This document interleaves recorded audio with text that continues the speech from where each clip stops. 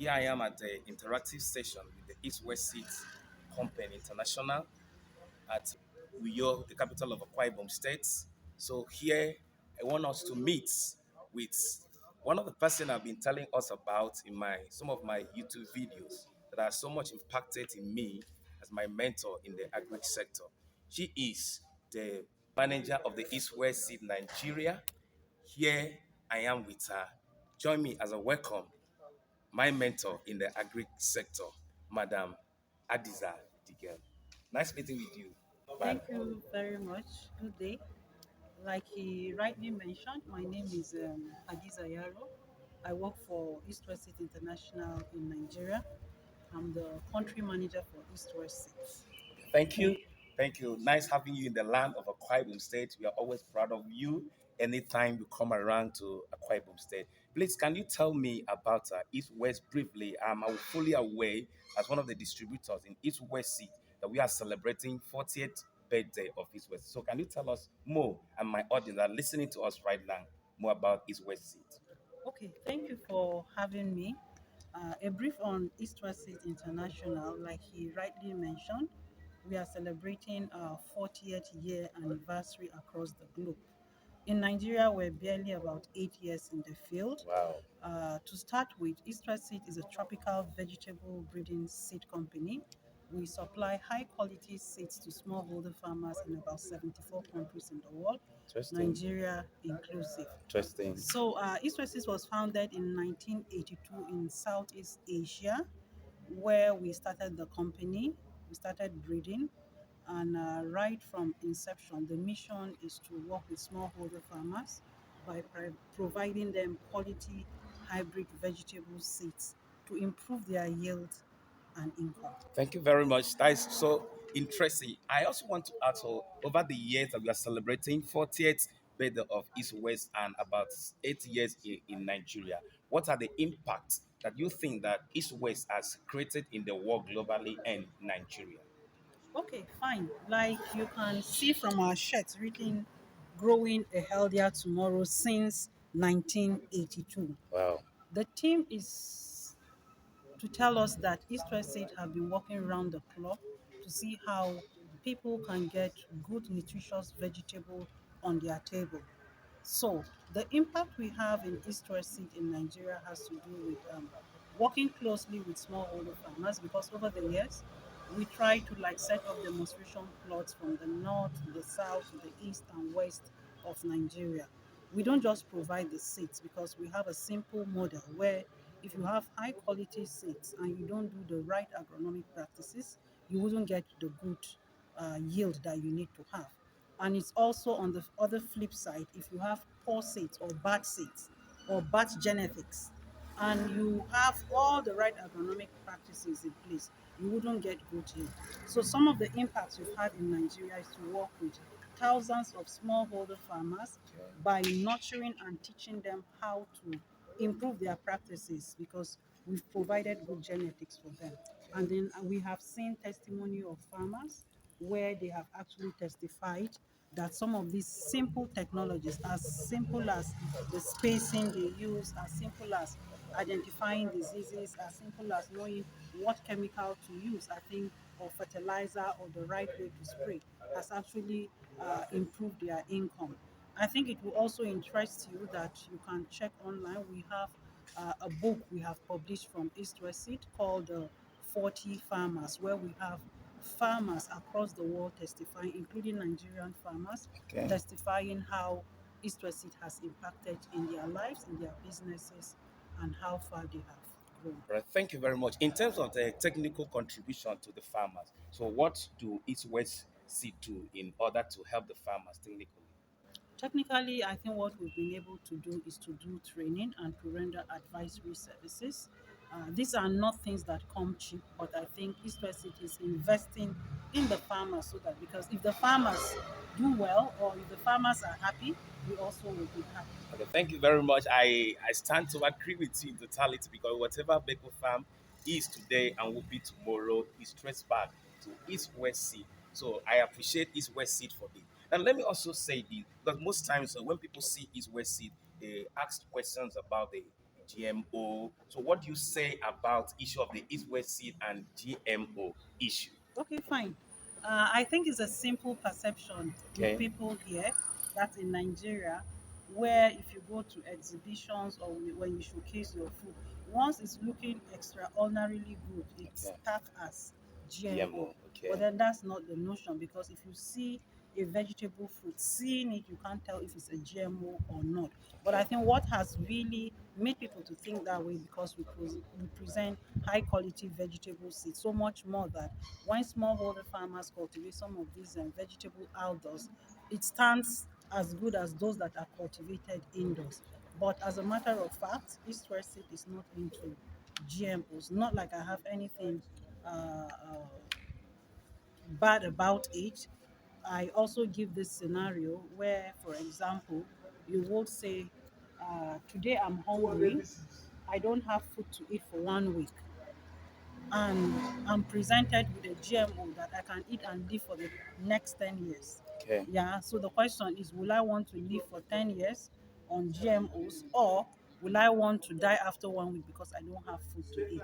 So Okay. it's a very contradictory kind of Issue. a scenario, Okay. issue, sensitive. But Okay. then, interested as a company, we are not into any GMO. What we use is simple technology, conventional breeding, Okay. where we breed to give farmers good hybrid quality seeds to improve their yield, or probably you see some kind of resistances endowed in those varieties to help farmers yield and income. Okay, thank you very much. I also want to ask what is the role of East West Seed on the issue of hunger and the issue of food security in Nigeria? Okay, nice to talk. I'm just back from a conference organized by the National Agricultural Seed Council, Okay. which has to do with it was discussing issues around food security and national security, because Okay. it goes hand in hand. Sure. Sure. Any country that cannot feed itself, for me, I don't think it has that freedom in terms of food security. So in terms of food security, East West is doing a lot, not just security, but also nutritious food. Is wanting to get the food, but then is it actually nutritious? How does it contribute to you? Because you don't just eat food, you should eat healthy Healthy food. food. That is why Agree. we're talking about vegetables Okay. today. And then in terms of the SDGP, I think one of the projects in Nigeria is implemented by East West, Okay. where we try to teach farmers to be food sufficiency by using small piece of land, increasing your yield on that small piece of land before you can upscale. Because what you see, the trend in Nigeria is most people want to say, I'm doing 5 hectares, 10 hectares. But the question you need to ask is, what is the yield per unit square meters? For example, we take tomato. If Okay. you check statistics, you see averagely farmers get about 7 tons per hectare. But when you go to other countries, you see other countries getting uh, 50, 500 tons per hectare of Okay. tomato from the same 1 hectare. Then you wonder what is wrong. But then I think with our practices in terms of food security, we've seen people achieving 40, 50 tons of tomato on a hectare. If you can get the right variety and get the right practices, I think that will really help. So, in a nutshell, East West Seed, I think, has contributed a lot to food security, and not just food security, but national security. Right, thank you very much. Please, if you are a farmer or you are my follower, you have ever used East West seeds, maybe as a farmer or you buy it in the shop or in the market, please, I would like you to comment on the comment section. Let's know what is your view about East West. Before we conclude this interview, we also like one of the things I really appreciate about you is that you are a lady, yet you are striving harder to see that things get right. So, what is your advice to the youth out there, especially the ladies? Because most times, with my interaction with the people, most times they have this limitation. I'm a lady, I can't farm. So what is the advice you are sending to the ladies and the youth out there? Yes, I think for me, what doing, what's doing well, and farming is often perceived as it's meant for the elderly.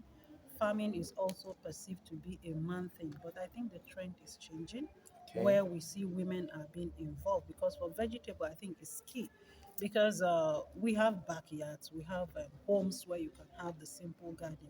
if you look at way back where we have our grandparents, the aged ones in the village, you discover the women don't just sit like that. Yeah. It's either she's having a spinach field or an ugu field or some pepper field very close, or a garden egg, Yeah. something to just pick and make a pot of soup.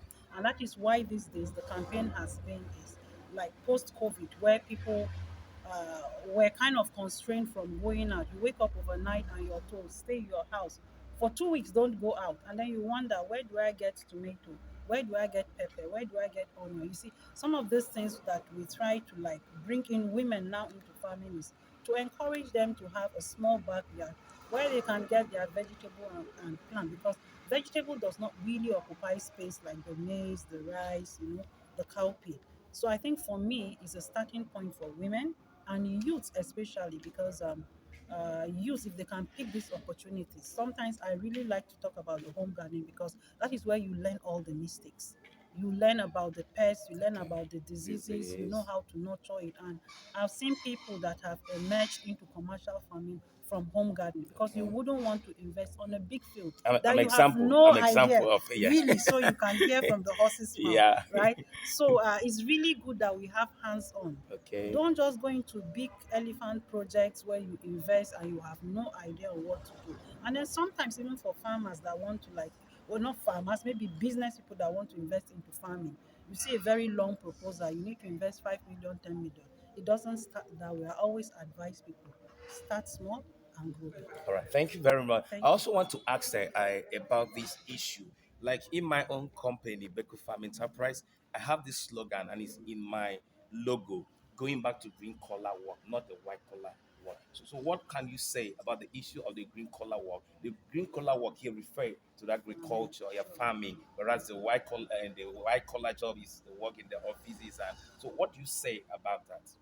Yeah, I think it's a good caption and Okay. it's a good advice, I would say, because one thing that I can vouch for is everybody in the world eats. I don't Sure. know for you, Sure. you eat, Yeah. right? Yeah. Sure. Exactly. So it's a nice one because you're encouraging people to be food sufficiency. And like I mentioned earlier, any nation that cannot feed itself is not worthy to be called a nation. And of course, some of the vices we're having in our society today is because people are hungry. Okay. Because if I'm food sufficient, I see no reason why I should steal from you. Sure. If Agree. I'm food sufficient, I see no reason why I should kidnap you, Agree. right? Yeah. And when you talk about sufficiency, it has to do from the basic needs of human being: food, water, and shelter. Sure. Before you even think shelter, you have to think food. Food. Yeah. Food and water is inevitable. Sure. You can sleep under a tree peacefully, Yeah. but you cannot sleep under a tree with a hungry It's stomach. true. So I think talking about green collar jobs or green collar activities is the watchword. Okay. Finally, as a lady, you are into as a woman into this agri business. Do you have some challenges that you are facing? If there are, how do you handle that? As regard the issue of gender. Yeah, okay, for me, well, challenges are inevitable, Sure. but for me, anywhere there is a challenge, I see it as an opportunity if I Wow. overcome it. So Interesting. I like challenges. Okay. And of course, there's nobody that is living that does not have challenge. Like people will always say, people that don't have challenges are dead. Yeah. So I'm happy to have challenges Okay. and then I convert it to my win. All right. Yeah. Thank you very much. Thank you so Thank you much. for coming to Akwa Ibom. We are Yeah. glad to have you for the impact that East West has made in Akwa Ibom, in Nigeria, and in the entire world. We are glad to have East West live here in Akwa Ibom. God Thank you bless you, so man. much. You're welcome. Thank you so much. Thank you.